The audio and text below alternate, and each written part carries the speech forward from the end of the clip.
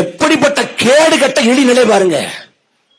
நாடு சுதந்திரம் அடைஞ்ச நாடு ஆகஸ்ட் 5 முன் வருஷத்துல திருசா எதுக்காக உட்கார வச்ச?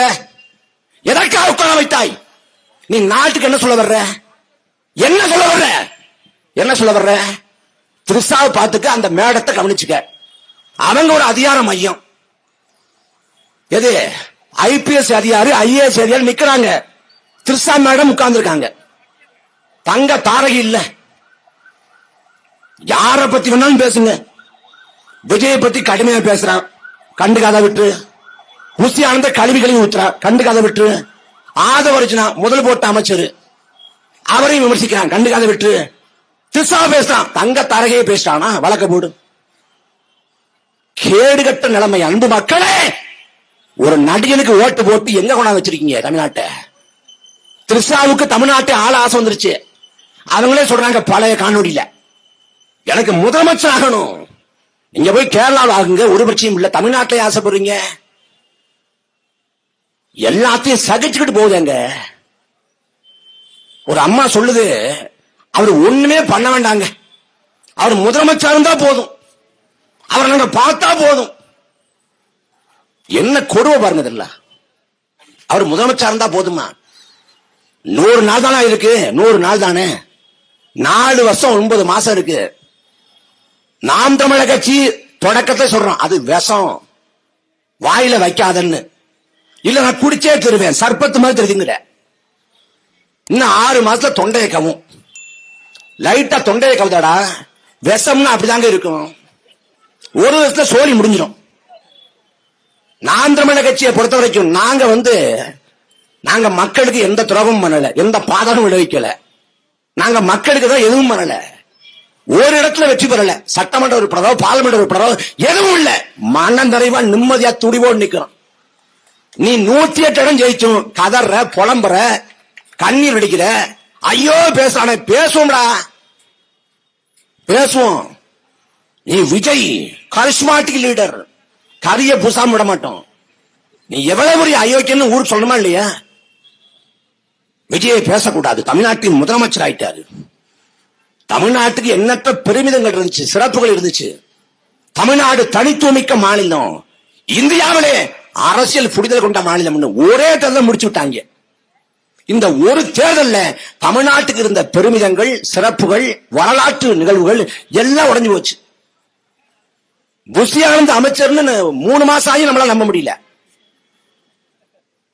அவருக்கு தான் தமிழ் வராது அப்படின்னு பார்த்தா, முதலமைச்சர் சொல்றாரு 5034 கோடிங்கிறாரு. 5034 கோடியா? ராமானுஜன் புரண்டு படுத்துவாரா? தமிழும் வர மாட்டேங்குது, கணிதமும் வர மாட்டேங்குது, நிர்வாகம் வர மாட்டேங்குது. ஆனா மக்களை நம்ப வைக்கிறாங்க. என்ன நம்ப வைக்கிறாங்க? கஜானா காலி ஆயிச்சான். காலியானதால விஜய் சொந்த காசை போட்டு நிர்வாகம் பண்ணிட்டு இருக்காராம்.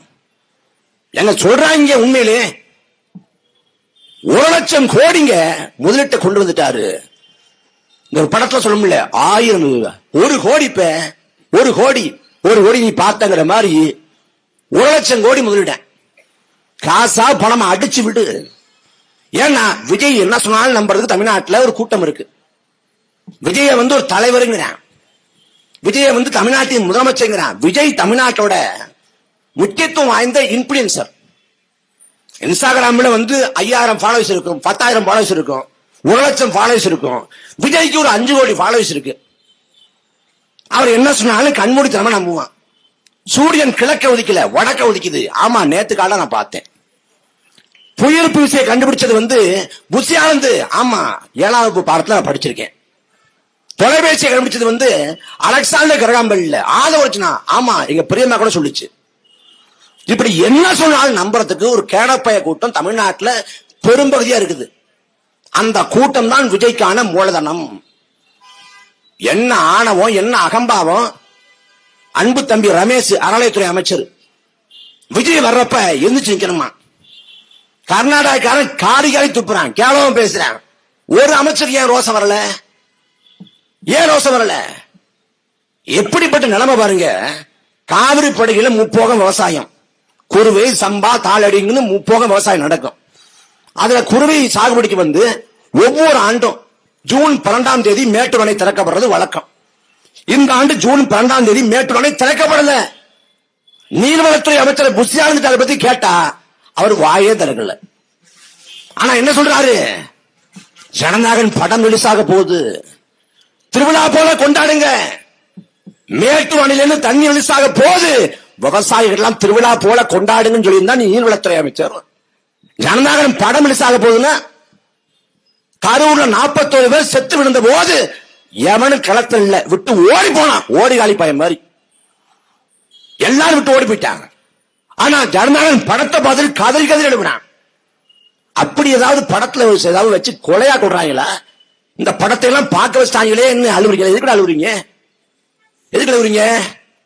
இதே தாவேக்காவோட ஆட்சி காலத்துல பெரியபாளையம் கும்மிடிப்பூண்டி பக்கம் பெரியபாளையத்துல 18 பெண் தொழிலாளர்கள் வந்து அம்மோனியா வாயு வெளிப்பட்டு இறந்து போறாங்க. 18 பேர். அங்க போய் எந்த அமைச்சரும் பார்க்கல. இறந்து போன உடம்ப பார்த்து யாரும் கண்ணீர் வெடிக்கல. ஆனா படத்தை பார்த்து கண்ணீர் வெடிக்கிறேன். இங்க வந்தான எத்தனை அமைச்சர் வந்தாங்க? ராஜ்மோகன் வந்தார? எத்தனை அமைச்சர் வந்து பார்த்தா? ஒரு அமைச்சரும் வரல. இங்க ஒரு அமைச்சர் இருக்காரு விக்னேஷ்னு, நிதானமா பேசுவாப்புல, ஆனா போதைய வளர்ப்பாப்புல. என்ன சொல்றாரு, நாங்க வந்து டாஸ்மாக்ல புதிய சிஸ்டம் கொண்டு வர்றோம், இனிமே வந்து சரக்கு இருக்கா இல்லையான்னு நீங்க கடையில போய் கேட்க தேவையில்லை, சரக்கு அடிக்கும்னு தோணுச்சுன்னா வீட்டிலே உட்காந்துட்டு போட்டு பாருங்க, நெட்ல எந்த சரக்கு வேணுமோ நீங்க புக் பண்ணிக்கலாங்கிறப்பல. இது வந்து மதுவை ஊக்குவிக்குமா, மதுவிலக்கை நோக்கி இந்த சமூகத்தை கொண்டு போகுமா? அப்ப எதை பத்தியும் எந்த கவலையும் இல்லாத ஆட்சியாளர்கள். ஆனா ஒவ்வொருத்தரும் கிளம்பிடுவான், நான் ஆய்வு பண்ண போறேன். திருவேகண்டத்துல ஒரு சட்டமன்ற உறுப்பினர் அவர் போய் லாரியை பார்த்து, லாரியில டயர் இருக்கு ரவுண்டா இருக்கு, அதெல்லாம் கருப்பா இருக்கு, ஏன் வட்டமா இருக்குது? அது சதுரமா இருந்த அண்ணன் ஒரு அமைச்சர், ஒரு எம்எல்ஏ. அந்த பக்கம் அன்பு தம்பி ரமேஷ், ஸ்ரீரங்கம் சட்டமன்ற உறுப்பினர், அறநிலையத்துறை அமைச்சர் ரமேஷ் ஒரு கடைக்குள்ள போந்துகிட்டு, இது என்ன முறுக்காது, இது முறுக்காது, இது எப்படி நான் முறுக்கு நம்புறது? ஆய்வு ஆய்வு ஐன்ஸ்டீன் என்ன ஆய்வு பண்ணாரு, நியூட்டன் என்ன ஆய்வு பண்ணாரு, இதுதான் தலை சிறந்த ஆய்வு. ஆய்வு பண்றது எதுவுமே தேவையில்லை, ஒரு கேமரா மட்டும் போதும். கேடு கட்டவங்க கையில நாட்டை கொடுத்துட்டாங்க. கேட்டா விஜய பிடிக்கும். ஒரு நடிகனை வந்து நல்லா நடிச்சிருக்காருன்னு கொண்டாடலாம். நடிச்சிருக்காரு நாட்டை தூக்கி கொடுக்கிற பேரவளம் இங்கதான் நடக்குது.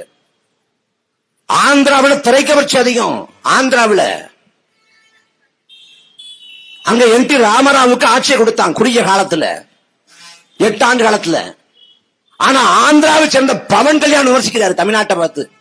ஏன்னா அப்படி ஆகி போச்சு.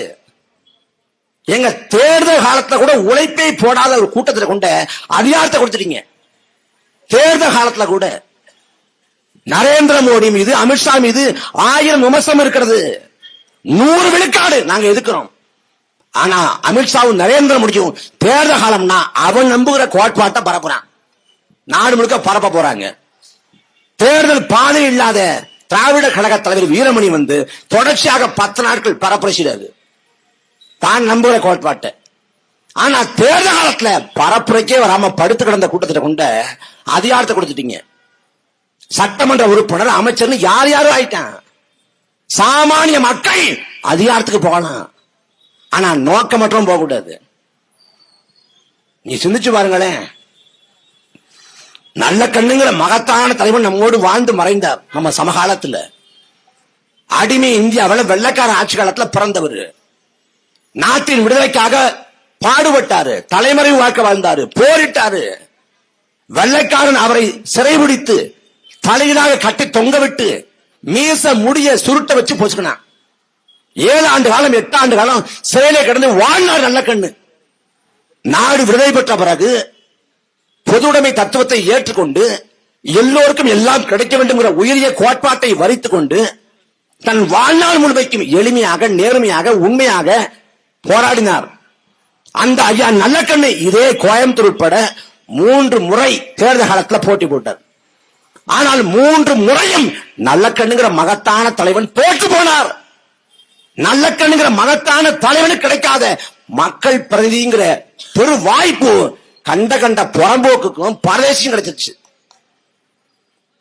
தன் வாழ்நாள் முழுமைக்கும் மக்களுக்காக கொடுத்துட்டு போன ஐயா நல்ல கண்ணு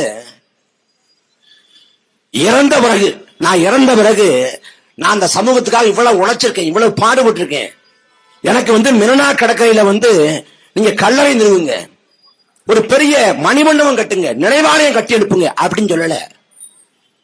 என் உடலை அடக்கம் பண்ண வேண்டாம், நான் ஒரு துண்டு நிலத்தை கூட ஆக்கிரமிக்க விரும்பல, மருத்துவ மாணவர்களின் ஆய்வுக்கு என் உடம்ப தர்றேன், அவங்கள்ட்ட ஒப்படைச்சுக்கன்னு சொல்லிட்டு போனாரு. கல்லறை இல்லாத செத்து போனான், இறந்த பிறகும் தன் உடலை கொடையாக கொடுத்துட்டு போன பெருந்தலைவன் ஐயா நல்லக்கண்ணு. அந்த நல்லக்கண்ணு கிடைக்காத வாய்ப்பு கண்ட கண்ட நாதாரிகளுக்கு போயிடுச்சு. அதற்கான விளைவை நாடு அனுபவிக்கும், மக்களும் அனுபவிப்பாங்க. நீ சிந்திச்சு பாருங்களேன், இந்த நாட்டில் தேசிய கட்சிகளோட ஆட்சியை வீழ்த்தி ஒரு மாநில கட்சி ஆட்சியை பிடித்ததுன்னா அது அண்ணா தலைமையிலான திமுக தான். 1967 காங்கிரஸை வீழ்த்தி அண்ணா ஆட்சியை பிடிக்கிறாரு. அண்ணா முதலமைச்சராக பதவியேற்க போறாரு. அண்ணா முதலமைச்சராக பதவியேற்க போறப்ப கார்ல ஏற போறாரு. அண்ணாவோட மனைவி ராணி தூரத்துல காத்து கிடக்குறாங்க. தன் கணவர் தன்னையும் கூட்டு போவாரு, அவரு முதலமைச்சரா பதவியேற்கிறத நாம பார்க்கலான்ட்டு. அண்ணா கூட்டு போகல, கார்ல ஏறுறாரு. தொண்டக சொல்றாங்க, அண்ணியும் கூட்டு போகலாம்ல, நீங்க முதலமைச்சர் பார்க்கணுங்கிற ஆசை அவங்களுக்கு இருக்காதான்னு கேக்குறாங்க. அதுக்கு அண்ணா சொல்றாரு, கட்சிக்கும் குடும்பத்துக்கும் இடையே இடைவெளி வேணும், கொண்டாந்து திணிக்க கூடாது, குடும்பத்தை கொண்டாந்து திணிக்க கூடாதுன்னு தன் மனைவியை கூட தான் முதலமைச்சரா பதவியேற்ற நிலையில அழைத்து போக மறுத்த அறிஞர் அண்ணா பிறந்த நிலத்துல திருசாவை முதலமைச்சர் உட்கார வச்சிருக்காரு விஜய். என்னென்ன கரும சண்டாலத்தை அந்த நாடு பார்க்க போதோ தெரியல. நாவலரும் பாவலரும் ஆண்டு இருந்த நாடு நாம் தமிழர் நாம் தமிழர் என்று பாடுனா, மூவேந்தர் முறை செஞ்சது தமிழ்நாடு, தாயின் முளைப்பாலோடு வீரம் உண்டது தமிழ்நாடுன்னா. அந்த தமிழ்நாட்டுக்கு இன்னைக்கு யார் அதிகார மையம்? திருசா. இதை விட தமிழ்நாட்டை, தமிழர்களை, தமிழ் தேசனத்தை இழிவுபடுத்த எதுவுமே கிடையாது. கேவலத்திலும் கேவலம். அவங்க வந்தாலும் நாங்க அவங்களுக்கு ஓட்டு போடுவோங்கிறேன் ஒரு கூட்டம்.